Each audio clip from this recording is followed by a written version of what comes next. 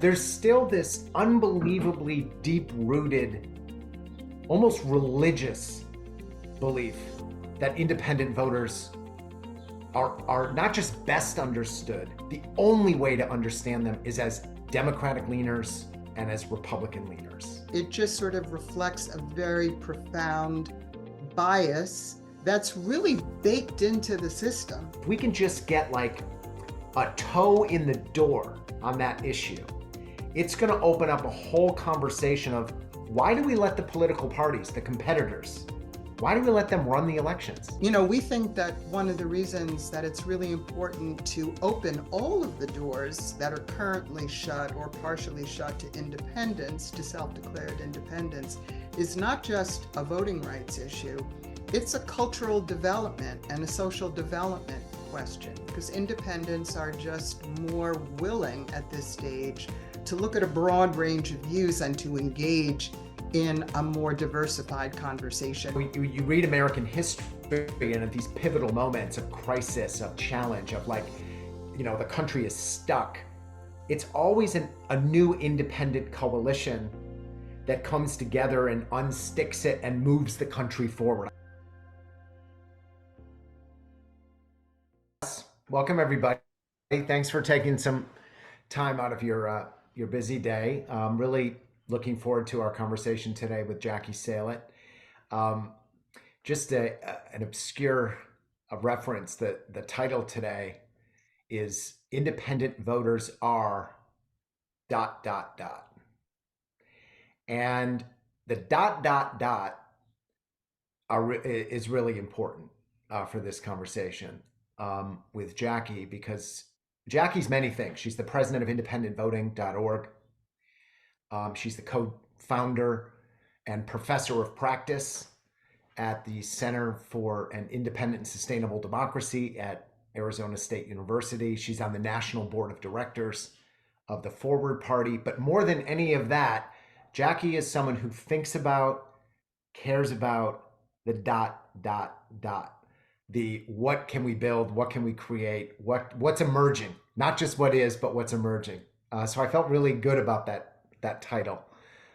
So welcome, Jackie. Really great to be here today to talk politics with you. Oh, thanks, John. I'm really looking forward to it so much. I'm coming to you all from the Mingus Mountains in northern Arizona, and sometimes the beginning of my sound is a little low at the beginning. So I told John and Russ that I was going to say something uninteresting at the beginning until it got louder, and then say the really juicy stuff a little bit further on. So I hope you're able to hear me. But great to see all of you. I see so many wonderful faces of friends and colleagues and independents from across the country. So hi, looking forward to talking to you. Yeah.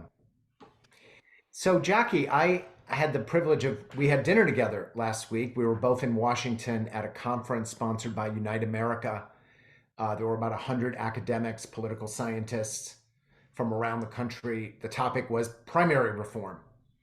And it was an excellent gathering, a lot of interesting debate, discussion. There seemed to be, which is a big change, almost universal recognition that nonpartisan primaries that treat independent voters equally, should be adopted. There were debate about what form of that, what that looks like, but kind of universal acceptance of that, which is a big change. And at the same time, again, I want to hear your experience. There's still this unbelievably deep-rooted, almost religious belief that independent voters are not just best understood, the only way to understand them is as Democratic leaners and as Republican leaners. And just wanted to, this is something you've been challenging. I just went back to your book, Independence Rising. You were talking about this 15 years ago. This is not new for you. What is it about the independents are leaners that in your mind is so problematic, needs challenging, holds back progress? What is it about that? Yeah, I'm so glad we're going to get to talk about that today. And it was great being in Washington, as you say. This was the Unite America research conference. And Yeah, gosh, I have never been in a room with so many PhDs at once. It Yeah, was me neither. kind of cool. Yeah, and actually they listed me on the program as Dr. Jackie Salit, and I had to explain to them in the interest of full disclosure that I'm actually, not only am I not a PhD, I'm a college dropout. But today, as you say, I am a professor of practice at ASU. And that's because the practicalities and the realities of the changing, electoral landscape are so pronounced. And I give ASU a lot of credit for acknowledging that, in helping us and having us set up the center. Look, the leaner argument, it sort of lives on a lot of levels. And as you say, there is a big change of heart on the nonpartisan primary question now, whereas 20 years ago, when we tried, for example, to bring that reform forward in New York City with Mayor Michael Bloomberg, who was a big champion of this issue, the entire establishment, political, elected officials, reformers, et cetera, everybody was like, you know, what's that? And the answer was, well, there are 1 million independent voters just in New York City, and they can't vote in the dispositive round of elections. And so that's what that is. How about that?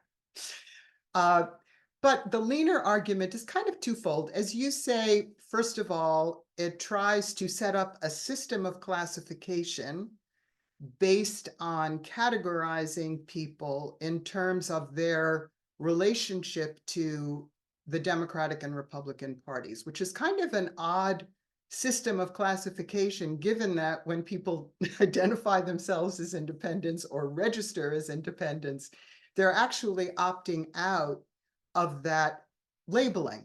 They're not opting out of participating, far from it, but they are opting out of that labeling, right? Um, but the notion that there's really only two things that you can be. You can only be a Democrat and only be a Republican. And so in order to be classified, you have to be understood as leaning one way or the other. So in part, it just sort of reflects a very profound bias that's really baked into the system that says that's how we define the entire universe of voters. Um, at ASU, we have tried to actually challenge the methodology that's very prevalent in political science by taking a look at the actual voting histories of independent voters over time. And What have you found there? What's that's not been done before, is looking at it over a stretch of time, no, looking it at has not, which is really. kind of amazing. The Hmm. National Election Service compiles all the data, but nobody had studied it. And so we undertook to take a look at it. And that research project was led by Dr. Tom Riley, who's my co-director at the center. And lo and behold, we discovered that independents are really a very fluid community or constituency of voters. And their voting patterns change over time. Sometimes they actually opt out of being independents for a while, often because they might live in a closed primary state and they decide for political reasons, right, that they want to be able to vote in a primary. And so they change their registration for a while to become Democrat or Republican, but then they migrate back to being independent. But the fluidity was the great discovery there. And if you go back over election cycles, what you see is that in the main, independents vote situationally. They don't vote on the basis of party loyalty. They might have certain, what you might call ideological proclivities, but their voting patterns are really very fluid and volatile. So relative to the issue of just the voter definition of who people are, the leaner argument and the leaner methodology is really invalid.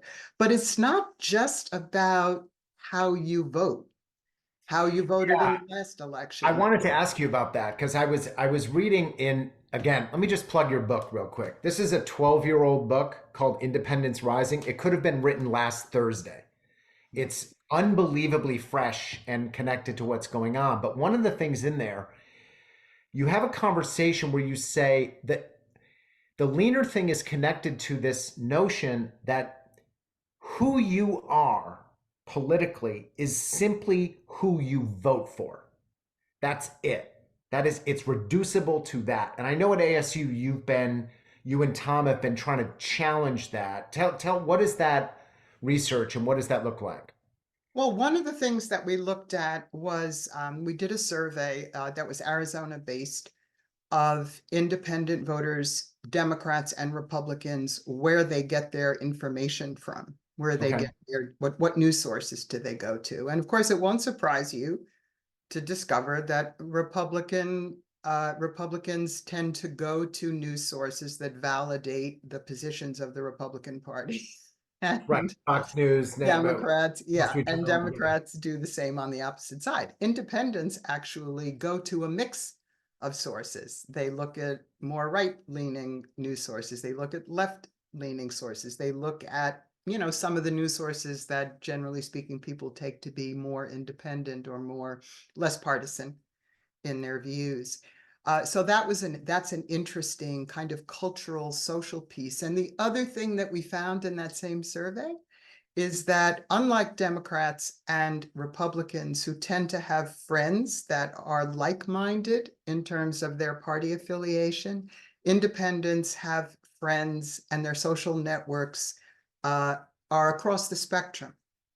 And we think that's important because it means that independents can act as a force to open up dialogue. And we're talking about, at a very kind of grassroots level. We're talking about around the dinner table, Right. in the Right. school Just in daily life. cafeteria. Right. Exactly, all that kind of stuff. And so, we think that one of the reasons that it's really important to open all of the doors that are currently shut or partially shut to independence, to self-declared independence, is not just a voting rights issue, it's a cultural development and a social development question, because independents are just more willing at this stage to look at a broad range of views and to engage in a more diversified conversation about public policy and about our country and its future and all of that. What do you mean by it's a cultural development issue? Explain that a little more. No, I think that the country, I hate to use this term, but I will. Okay.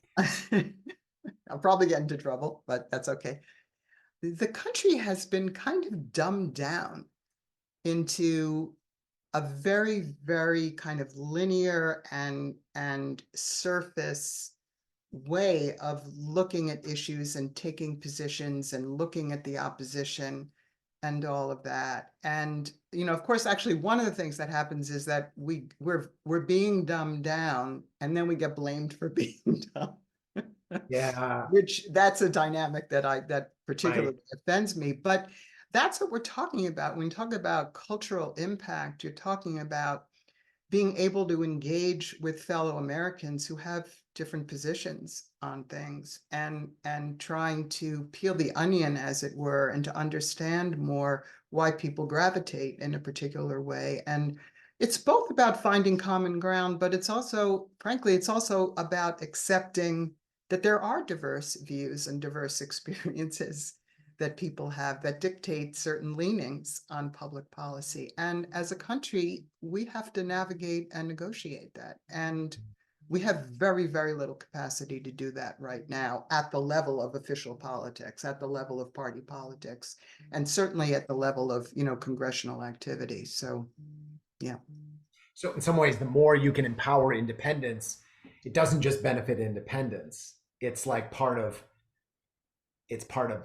I don't know, for lack of a better word, eating more healthy politically. Like it's getting off our McDonald's diet or, whatever in terms of the political culture that we live Oh, sure. No, absolutely. Yeah. in. So your new center, it's now been open a year and a half. Is that right? Yeah, almost 2 years. And it's in Arizona, which is a centerpiece of so much going on in this country. I mean, population surge, the immigration issue, independent voters are now the largest group of voters in the state.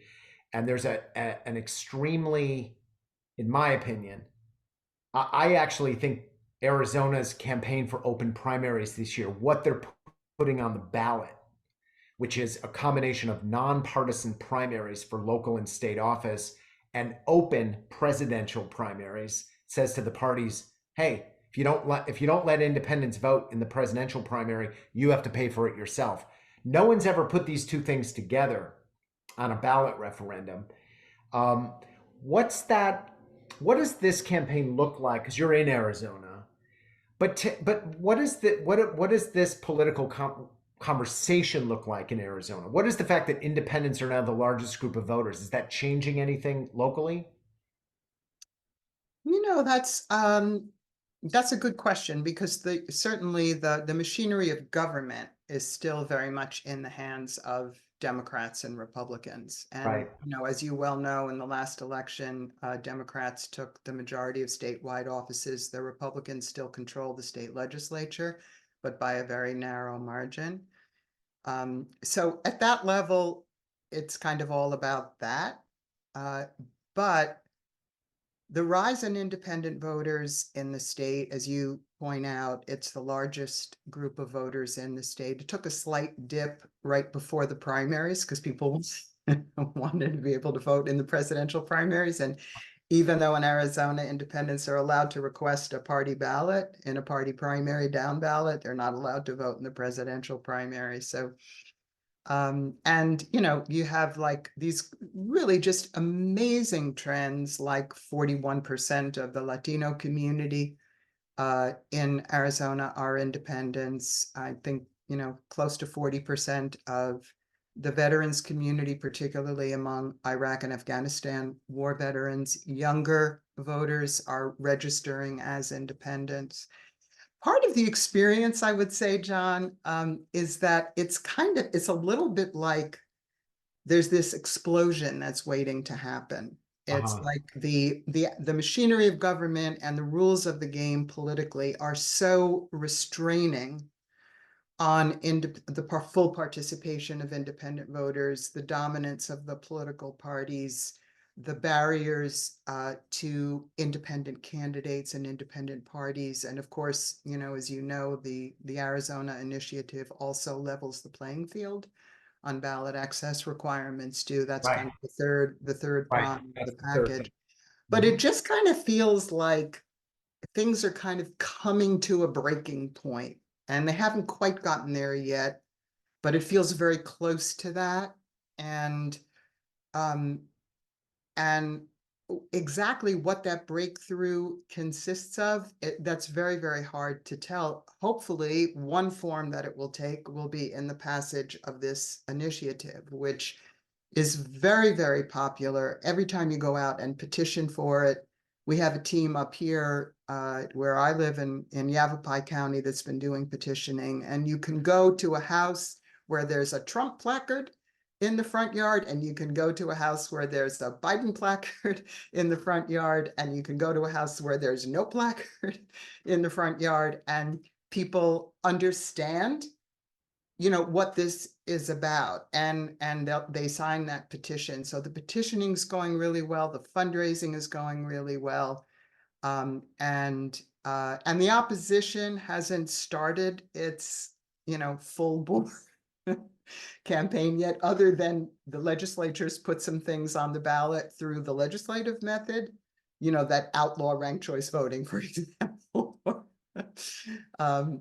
Protect the existing system in various forms. So, but that's all. It's going to break out into open warfare. And you add to that the fact that this is a battleground state in the presidential race. Donald Trump carried the state in 2016. Biden carried it in 2020 by a very, very small margin, I think by 10,000 votes or something like that. And meanwhile, the independent sector has been growing, growing, growing. So, but it feels like it's kind of like it's just waiting to burst. I was talking with Chuck Coughlin, who's running the campaign, and he said back in 2012 when they first tried this, the response from donors was, "Huh?" And then in 2016, when they tried it a second time, which was a campaign you and I were both involved in, never got on the ballot, but the response from donors was, "Yeah, that sounds good. I'm not writing you a check." And now the response is, "Oh, we absolutely need this. How do I make out my check?" Mhm. That's a 12-year cycle, which in my viewpoint really echoes the development nationally, how this issue has gone from, yeah, it sounds good, but I don't really care about it, to, oh, we need this. This is holding back our country, this partisanization, this exclusion of independent voters. It's so great to hear, too, that people, when you're out there petitioning, are responding so positively. Um, we're going to open it up for questions in about 10 minutes. So if you have a question, just type your name, your state, and a one sentence description in the chat.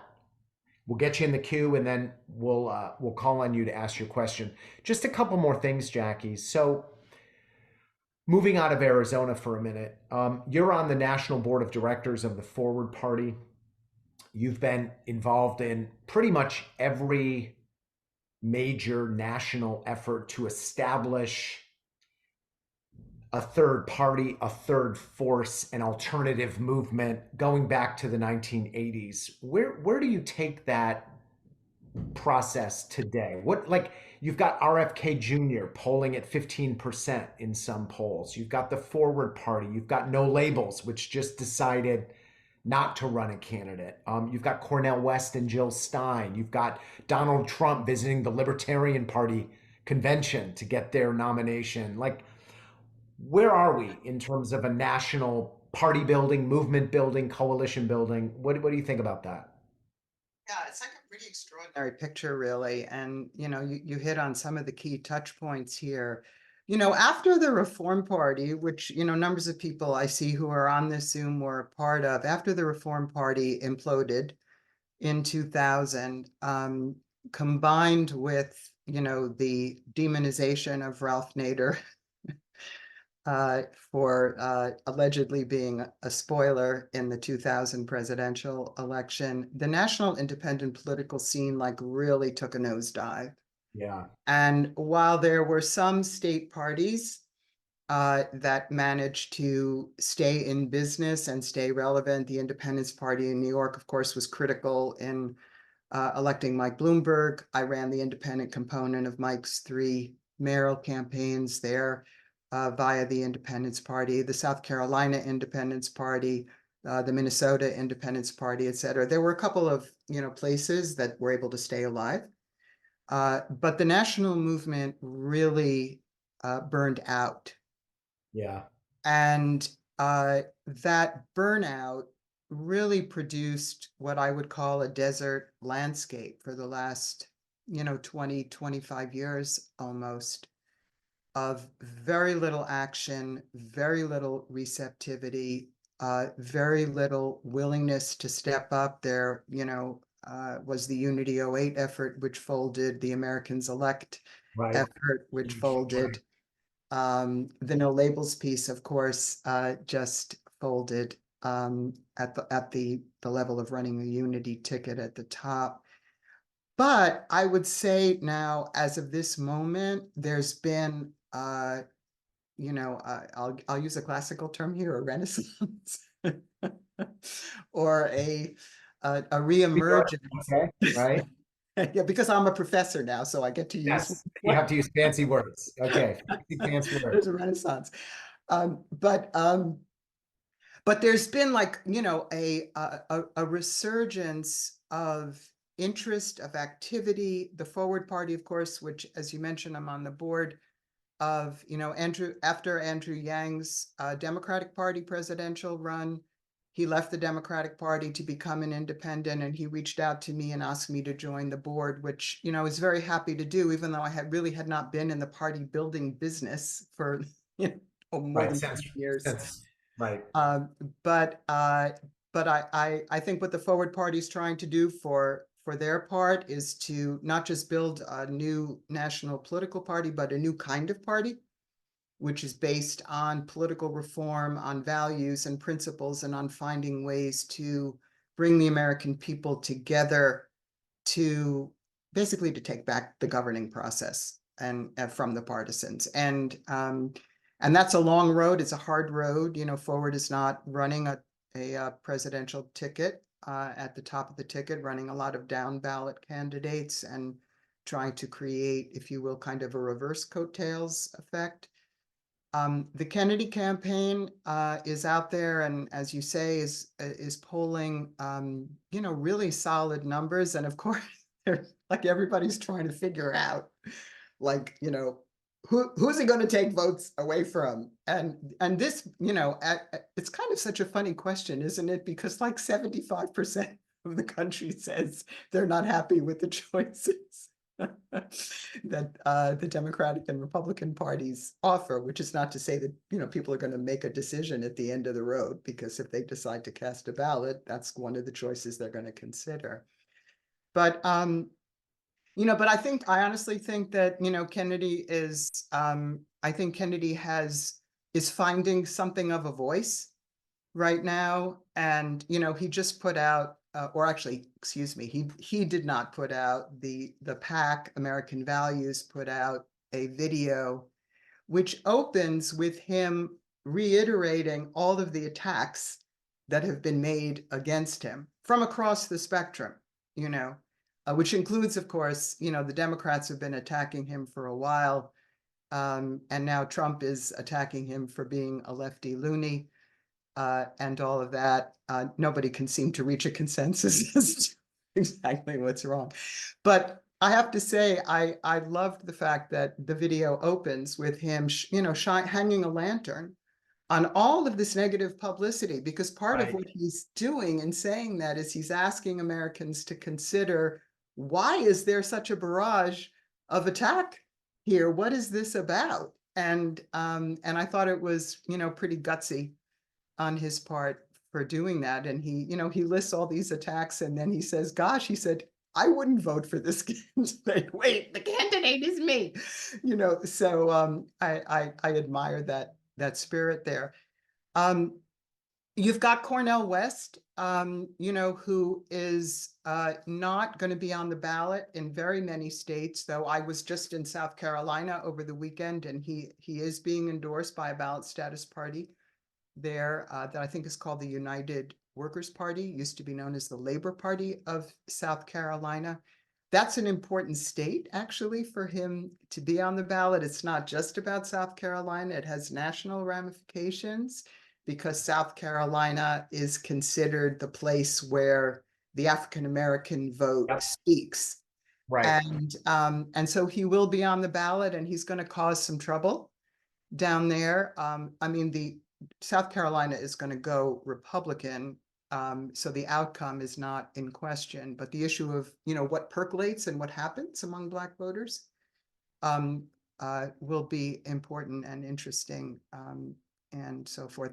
I think we could go through more of the particulars here, but I would say, John, that the thing that is most on my mind Yeah. about all of this is that with all of this panoply of distinctive forces in the game now at a national level and in regional levels and on state levels, the question of whether and how the independent forces might come together after this election is over, to me is, top of mind.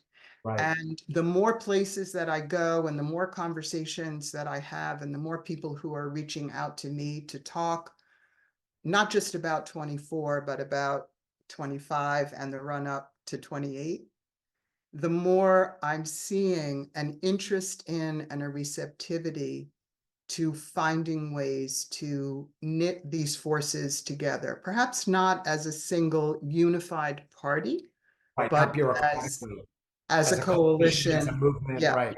as an alliance of some kind. And so I think that That's new. And I think, honestly, I think it's pretty important. And that is not a guarantee of success by any stretch.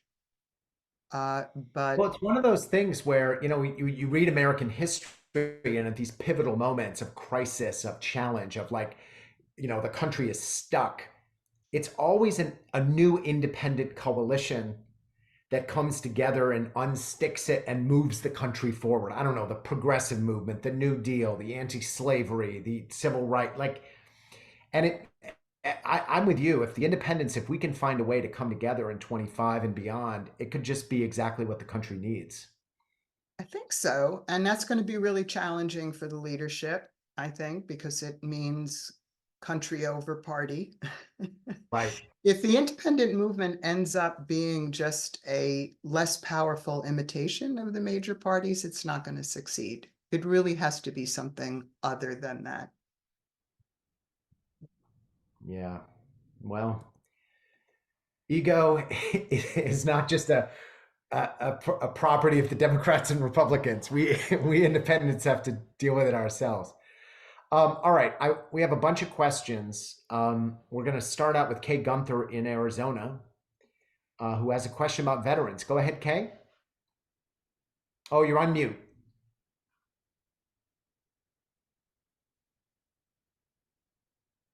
There you go.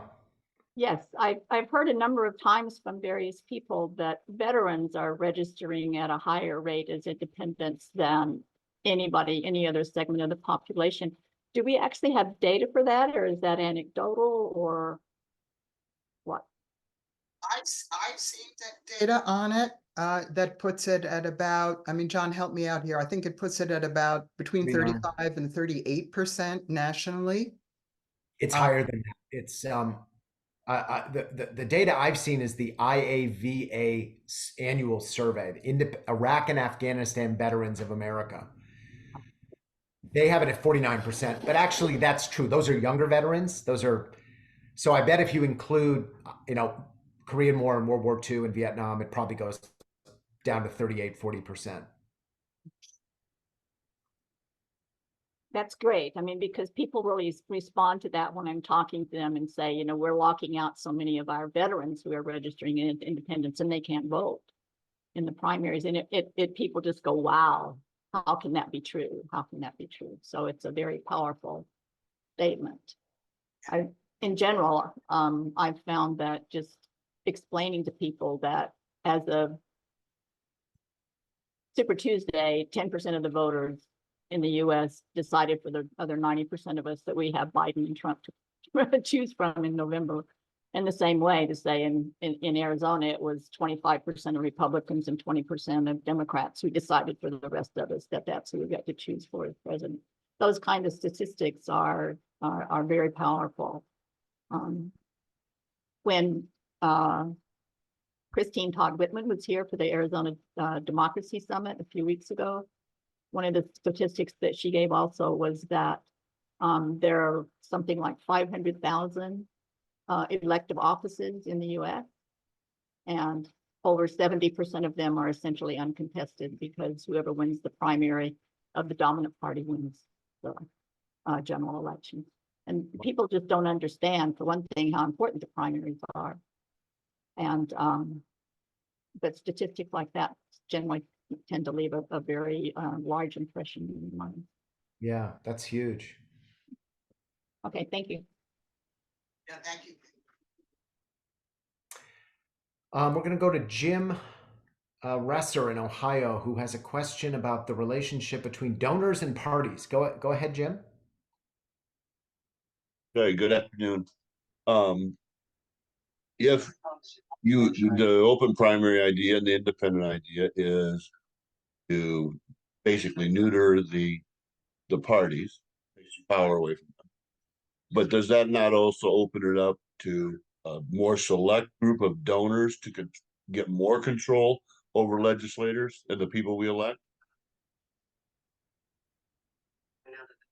Well, I mean, I can share some thoughts on that. I mean, I do appreciate the question here. I first of all, I don't think we're talking about neutering the parties. I think we're talking about trying to create and working to create a system that is governed by the American people, in which the political parties compete for elections, they compete for winning support for different directions in public policy and all of that.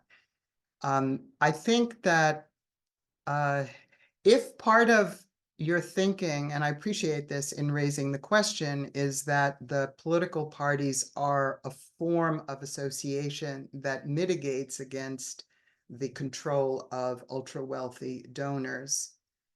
I get the idea, and I think that was probably true for a while, but it's now the case that the wealthy donors are deeply embedded in the political parties. In fact, so much so that some of them give across the board to both Democrats and Republicans because they're hedging their bet and they just want to make sure that they have influence with whoever ends up in government. Look, this is, I don't want to sugarcoat this. This is a society in which wealthy individuals and corporations have immense influence over public opinion and public policy. That's true whether you have a partisan system and whether you have a nonpartisan system. I think the question right now is, can we introduce a set of structural reforms that redistributes political power more evenly and more forcefully to the public, and have the public tackle, through the mechanisms that get created that way, the questions that affect the future of our country? And some of that is going to include, how to handle the fact that there is a huge wealth disparity in this country. And the mega rich are a force, but so are the American people. But right now, we don't have the tools, I think, that put us in the maximal position to be able to influence and direct and decide. And so that's, I think that's a question that a lot of Americans are thinking about now, and hopefully prepared to take action on. Thank you. I've been on John's Zoom several times, and I've asked basically the same. That is the first time that I've heard a logical answer to that question. Thank you very much. Thank you. Well, the third time is a charm, Jim. I'm glad we I'm glad we brought Jackie on to clear that up. We're going to go to Dr. Jesse Fields in New York, who has questions about opportunities to connect with African American communities and voters. Go ahead, Dr. Fields. Thank you very much, John. Thank you, Jackie. Wonderful to see you. Thank you so much. I had been thinking about something that I wanted to ask you, basically having to do with integrating and intersecting with the Black community, as I believe and others do, as an essential leadership community and social force in the country, and kind of it's, I think, an opportunity and a way of going outside of the political structure. I've been very impressed and moved by the leadership and the speaking out of Black studies writers, philosophers, poets, particularly Dr. Eddie Glaude, who wrote this book, Democracy in Black, and also, Begin Again, about James Baldwin, and just has a new book called We Are the Leaders We Have Been Looking For. I had an opportunity to meet him at Abyssinian Church. And I listened to an interview he did by Dr. Khalil Mohammed about the book, in his new book, and he talked explicitly about the problem, the limitations, the dominance of the Democratic Party politics of coming to the Black community for votes and doing nothing else, just coming again and again. Not only the Black community being taken for granted, but being put in a very passive position. And his view is that the Black community, and ordinary people, everyday people of all sorts, are really a leadership force that can lead the country forward. And then there's also Dr. Imani Perry, who's written many books, and I met her also at Abyssinian Church. Her latest book, South to America, she had this dialogue with Dr. Glaude and also Nicole Hannah-Jones, who started a center on journalism and democracy at Howard University. They're academics, Dr. Gloud and Dr. Perry and many others.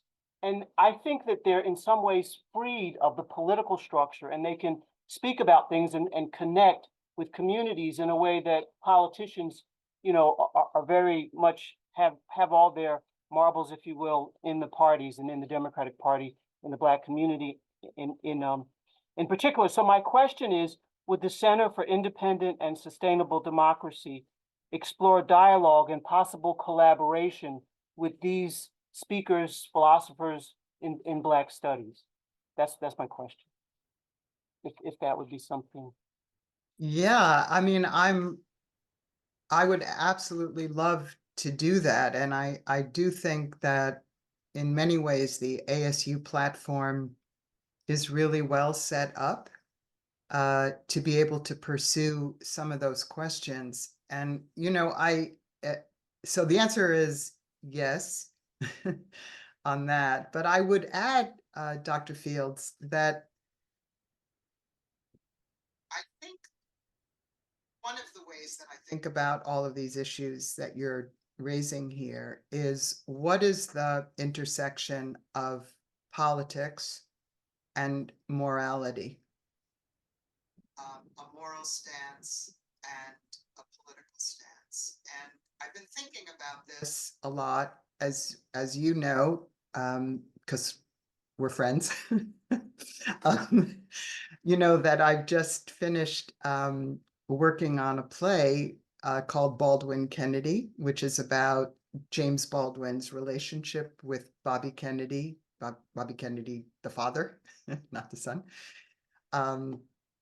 which I've co-authored with a fellow playwright, Jared Glenn. And a lot, actually, the play explores some of these questions that, at least as I understand it, that you're pointing to in citing a lot of this work. And of course, the Baldwin-Kennedy relationship took place in the 1960s, and in particular, roughly between 1963 and 1968, when Bobby was killed.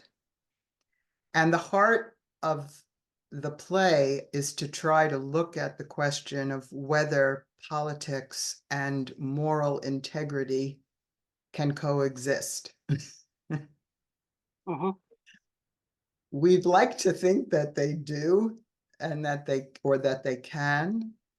But, as things play out, they often don't or can't.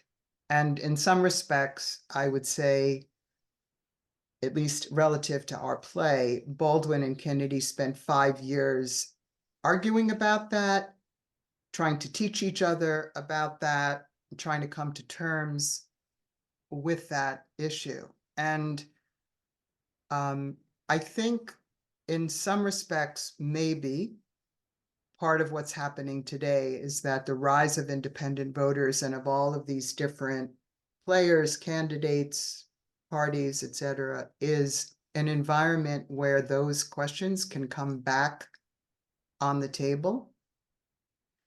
Because a lot of what it's about really is, who are we as a country? Yes. What are the fundamental values that this country is built on, and what's the vision for the future that the American people as a whole want to hold? Yeah.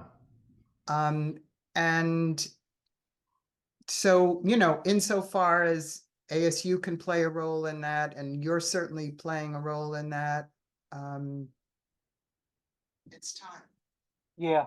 Thank you, Jackie. Who are we as a country, and how do we go forward? How do we decide? How do the people, all the people, come together to move that, to make those kinds of decisions? I think there are many, if we can have contexts and environments where that kind of dialogue can take place, I think that would be great. Thank you. Thanks, Dr. Fields. I just want to apologize in advance. We have like 40 questions. We're not going to be able to get to all of them. So I want to combine some stuff.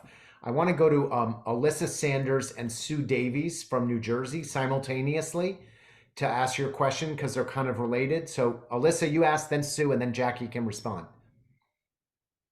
Hi, everyone. I'm from New Jersey, as you heard, and we do not have an open primary system here. We have a closed primary system here. It's astonishing, but it's, of course, as you've been talking about the power control of the two parties.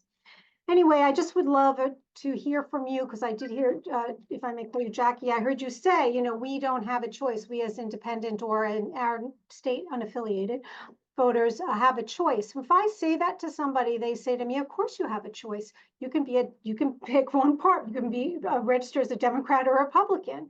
And of course, I have my own response to that, but I'm wondering, how do you respond to someone who says that? And are you saying that they're saying that because is that an admonishment that you shouldn't consider voting for an independent? No, in the primaries, I can't vote at all. Okay.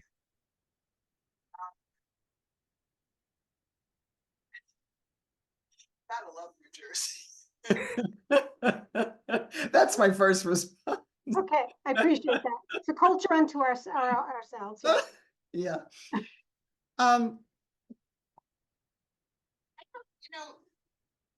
Maybe we're at a point where we have to ask people to slow down and think about what they're saying.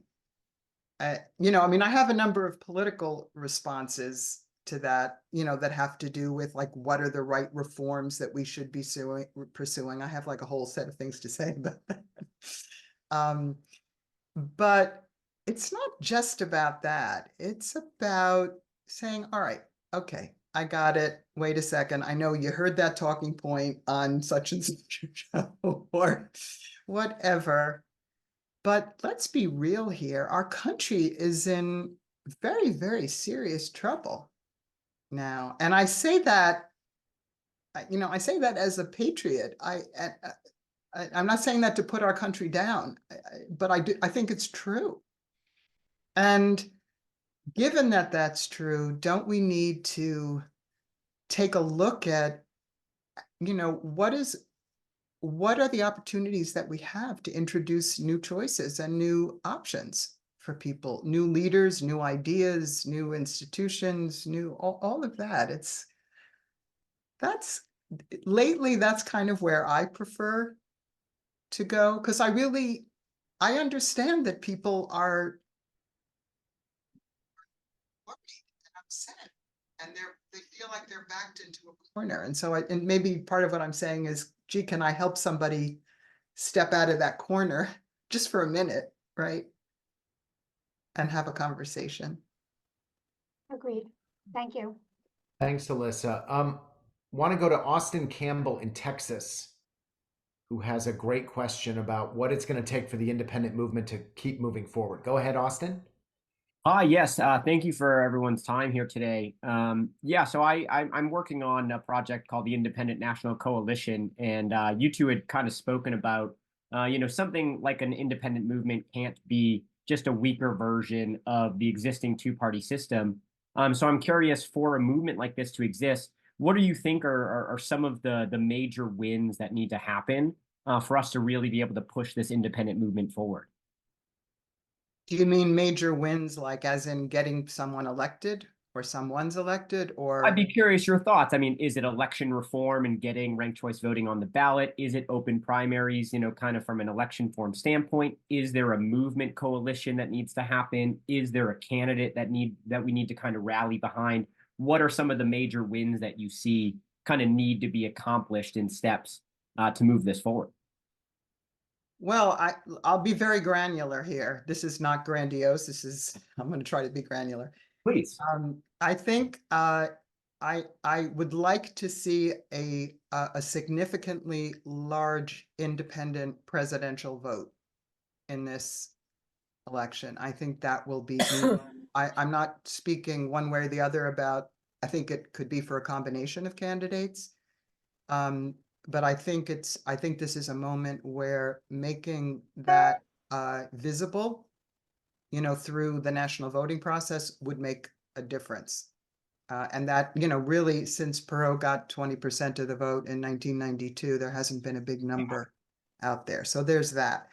I also think relative to the reform issue, frankly, I think there also needs to be some reframing. This is my personal opinion within reform circles. The open primaries issue remains paramount. The nonpartisan primary issue remains paramount. But I also think the question of what kinds of structural reforms create handles for the independent movement to grow, I think are very important. In my view, the two top concerns there are the question of fusion, the right of candidates to run for public office on more than one party line and have those votes aggregated and have the voter choose which line they want to vote for the candidate on. I think only 5 states allow fusion right now. And there's been a series of legislative and court decisions that have really, tied that thing down. And the other one is the sore loser law. You should be allowed to run for public office in a party primary and win or lose that primary, go on to run as an independent in the general election. Fusion and the sore loser laws, that composite, I think creates exit ramps for candidates and voters out of the major parties and out of the control that the two-party system has, and allows for greater fluidity, which can fuel, I think, the development and growth of the independent movement. It's very, very hard to go from 0 to 60. Yes. But I think the engineering questions are really important. And I think in my opinion, not enough attention has been paid to the fusion question and to the sore loser law question, which in my view, the ban on fusion and the sore loser laws, I'm not a lawyer, they just seem so unconstitutional to me.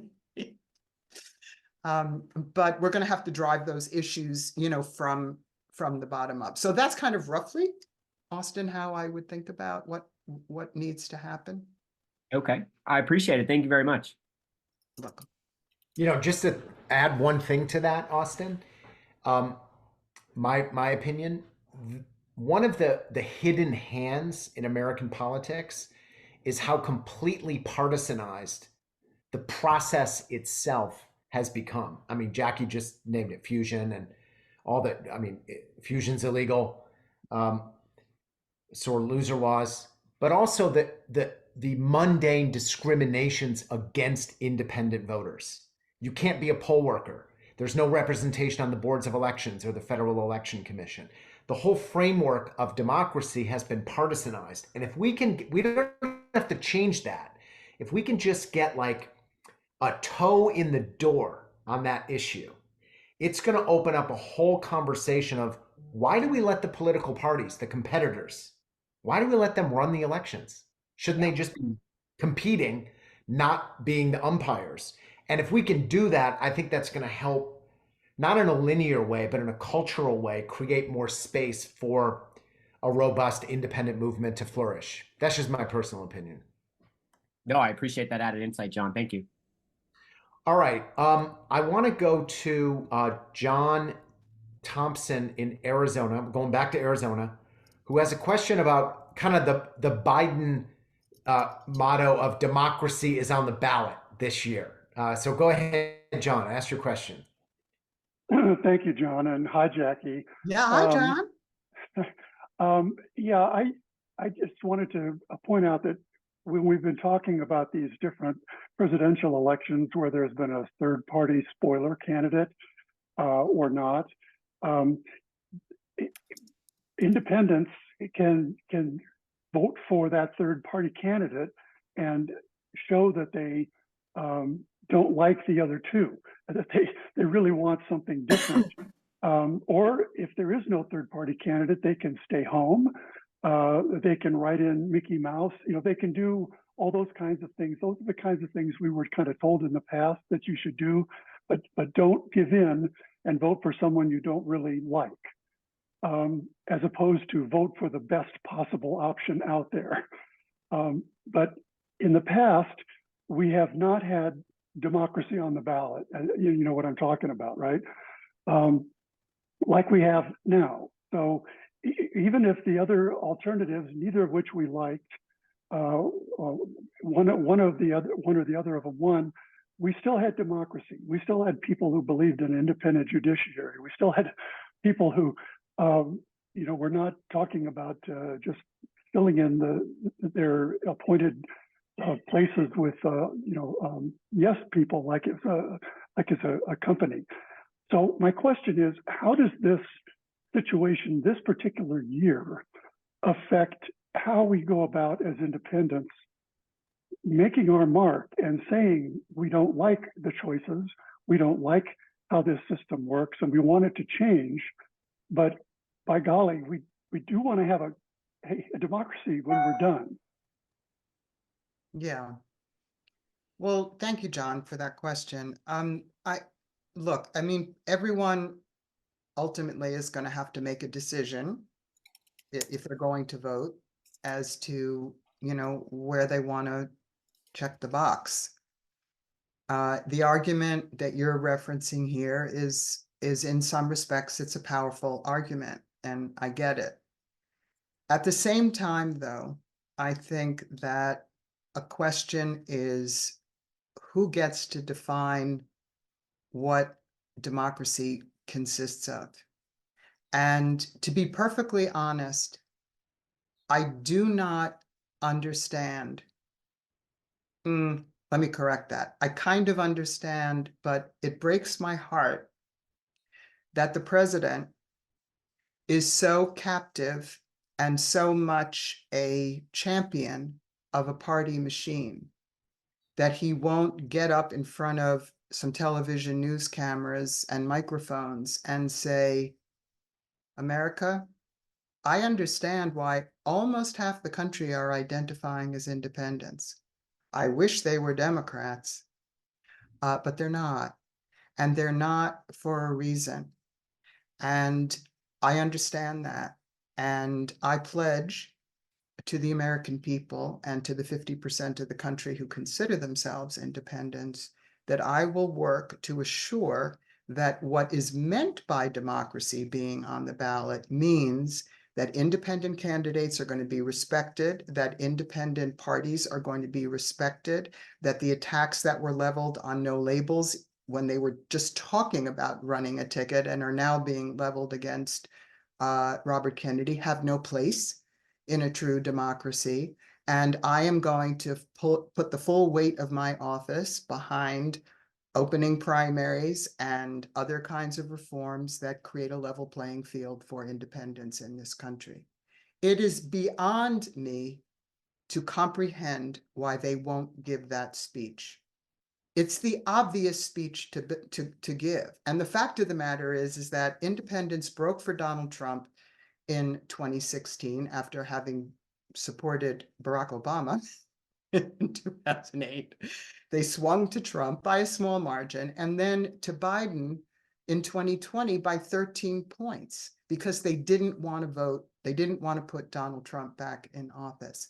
What have they gotten in return for that? They're being asked to do that same thing again, but with what acknowledgement? So again, I understand the argument, and I'm perfectly comfortable saying that I don't like Donald Trump. I don't think he was a good president, and I'm concerned about some of the statements that he's making about the election process and accepting the results and all of that. I'm concerned about that. But I really, honestly, I am concerned about this other thing too. I really am.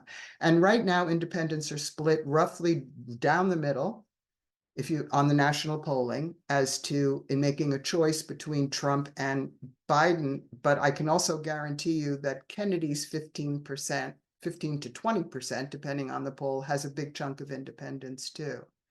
So, really, to me, you can wave the democracy flag all you want, but if you're not willing to talk to the half the country that is saying there is something wrong with this partisan system, and we have to take that up now, I don't know. I totally agree. I don't understand why someone doesn't just claim the independence.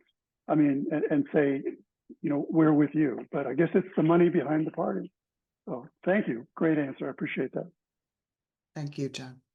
I think that's a great place to end. And again, apologies for not being able to get to even 30% of the questions. We could go on for another couple hours here, Jackie. We're going to have you back on before the election, or maybe right after the election, to kind of continue this conversation. I just want to encourage everyone to get this, Independence Rising. Jackie wrote it 12 years ago. It's a look at the history of independent politics in the last 30, 40 years. It's a great read. It's not academic. There's great stories in it, and go out and get it. You can still get it on Amazon. Thank you, everyone, for joining. Thank you, Jackie, for taking the time, and we'll see you all next month.